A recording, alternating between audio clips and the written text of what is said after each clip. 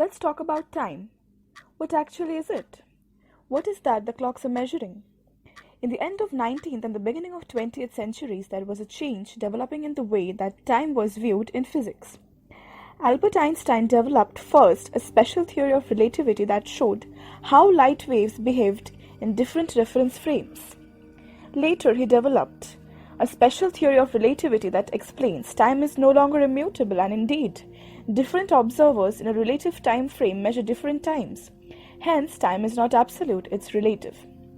Now the question arises, is time traveling possible? In 2009, Stephen Hawking decided to put the possibility of time traveling to the test. Therefore, he hosted a party for the time travelers. To make sure the real time travelers could attend the party, Hawking sent the invitation after the party was over.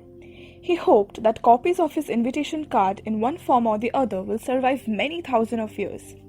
Maybe someone someday would find it and come back to his party proving time traveling is possible. Unfortunately, no one showed up. Let's assume after hundreds or thousands of years maybe, people have succeeded in making a time machine which specializes in safely traveling through time. Are there going to be any consequences, or what are the considerations to be made?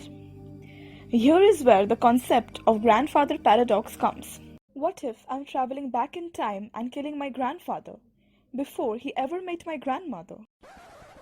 Wait, how was I born then? If my grandfather was killed in past, then I would not have taken birth. Then how did I go back in time and killed him? This means my grandfather was never killed. This is like an endless loop that will go on and on. This shows closed time loops are possible, and thus time travel to the past must be impossible.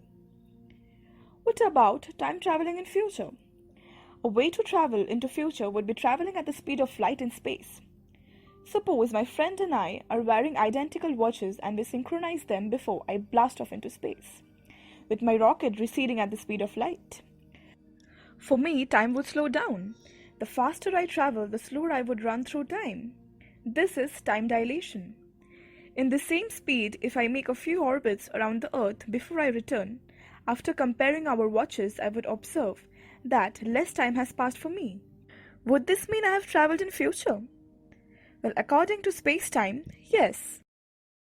As we see, traveling to future is relatively an easier process, at least compared to backwards time travel. But beware, before you set off to meet your grandchildren or great-grandchildren maybe, you should be aware that getting back into your own time is not an easy affair, and may not be possible at all.